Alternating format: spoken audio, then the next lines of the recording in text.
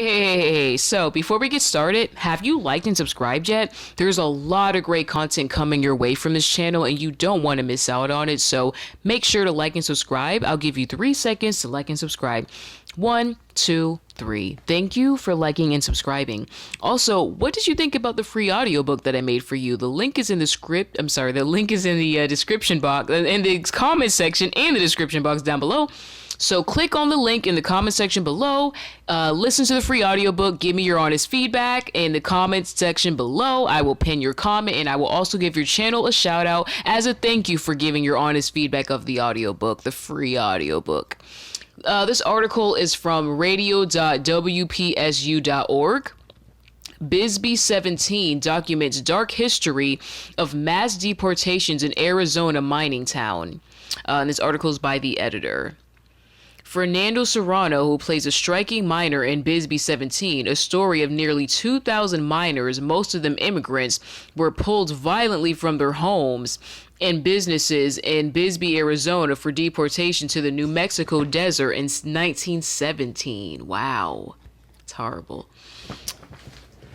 More than a century ago, nearly 2,000 copper miners, most of them immigrants, were deported from Bisbee, Arizona to the desert of New Mexico. Those who survived the deportation were banned from returning. At that point, 1917, copper was critical for Americans fighting abroad during World War II. The miners, who were underpaid and worked in dangerous conditions, had joined the industrial workers of the world, which threatened to strike. Some residents saw the workers as communists who were undermining the war effort. Authorized by the sheriff, residents dragged workers and their sympathizers from homes and businesses, forced them into cattle cars, and deported them miles from town. Although 100 years have passed, the new PBS POV documentary, Bisbee 17, shows how the deportation still weighs heavy on the small town. Residents staged a reenactment of the series of events at the request of director Robert Greene, trying to stay as true to the actual deportation as possible. The centennial was coming up, and I think that there was this general sense in the town that it was time to talk about a story that really had been buried for a really long time, Greene tells Here and Now's Robin Young. During the reenactment, residents sort of came at each other, Greene says. They wanted to work through some tensions that are still there in town. And that was something that we probably should have been more prepared for, Greene says. And I think ultimately it was about the town. And I think ultimately it was about the town that understanding that recreating this 100 years later meant so much about what was going on just a couple miles away on the U.S.-Mexico border. Interview highlights on how Greene approached Bisbee residents about participating in the film.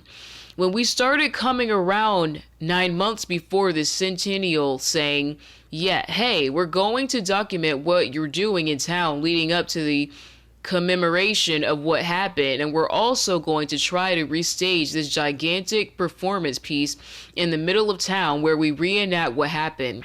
There was definitely a reaction of like, thank goodness someone's coming here to document this, but also maybe we don't want to do this reenactment. On Walter Douglas, head of Phelps Dodge, the biggest mining company in Bisbee in 1917. The Douglas family basically founded Bisbee, and that's one of the complications when you think about why there could have been 2 sides to the story. The whole thing is that Bisbee was a town founded by a set of companies, with Phelps Dodge being the biggest one. Walter Douglas is long known or said to have been the mastermind behind the deportation. But the Douglas family, of course, is complicated because without them, there would be no Bisbee. People still have, even though the mines shut down in 1975, this sense of loyalty to the Douglas family, even though most people do generally think of Walter as a pretty rotten guy. On one resident's involvement in the documentary. When you see this reenactment, you have to kind of understand how everybody gets there. You need to be able to follow the characters and know where they come from before you're going to really care about how they're animating this moment in history. Fernando sort of taught us that in a way, because he started talking about his own story, and importantly, he knew nothing about the deportation. So what you experience over the course of the film is really him coming to understand his own history and coming to understand the history of a place that he loves. The film really asks you, should we have opened that up to him or should we have buried it? Like, do the ghosts need to be brought out or do they need to be put away forever? On underlying tensions that emerge during the reenactment.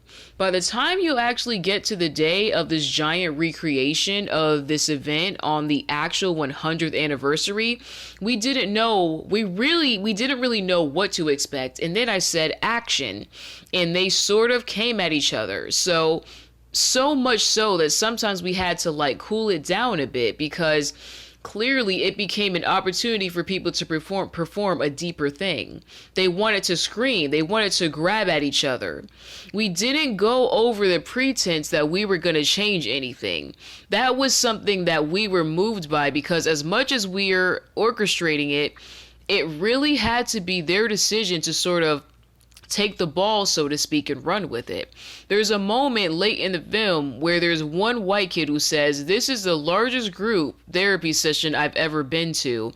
And someone pointed out, the people who say that it's a group therapy session are the ones holding the guns. There's a Mexican man right after he says that, and he says, "You guys were good, maybe too good." And I think that's a more potent line in some ways. What does too good mean when you're recreating something where a neighbor was violently deporting neighbor? The prospect of change is something that we're still seeing. This article was originally published on WBUR.org. Wow. I gotta tell ya, I'm actually really grateful that I came across this article, because I gotta be honest, I've never even heard of this incident. I never even knew this event took place in Arizona, so I can't wait to see this documentary. It's going to be on PBS. I'm sure we'll get a date soon. I didn't see a date in this article, but yeah, this project is going to air. The name of it is Bisbee 17. I guess because it's Bisbee, it stands for Bisbee, Arizona, and it is referring to the deportation to the New Mexico desert in 1917. So definitely look forward to seeing this. Make sure to stay tuned for it, and make sure to check on it, see when it's coming out, because I didn't see a date here, but it's going to be very interesting.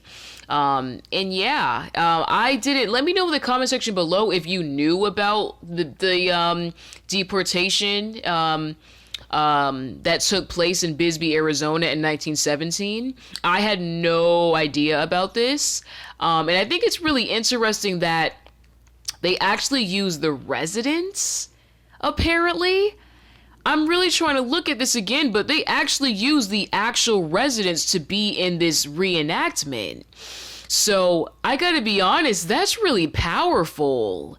I mean, they have to reenact something that happened in their town, their own town 100 years ago. So I gotta be honest, like, this is very interesting. And oh, you know what? This was over 100 years ago at this point. I guess they just filmed this in most likely in 2017. But yeah, let me know in the comment section below if you actually have heard of this event. I know I personally didn't.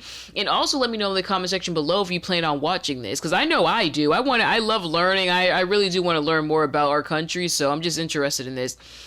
Don't forget to share this video with your friends and family. That way they can be in the know. Also, don't forget to listen to the free audiobook and give your honest feedback down below in the comment section of the audiobook. I will pin your comment, and I will also give your channel a shout out as a thank you for giving your feedback on the free audiobook that I made for you. I look forward to spreading more news to you, and I hope you have a wonderful day. Bye.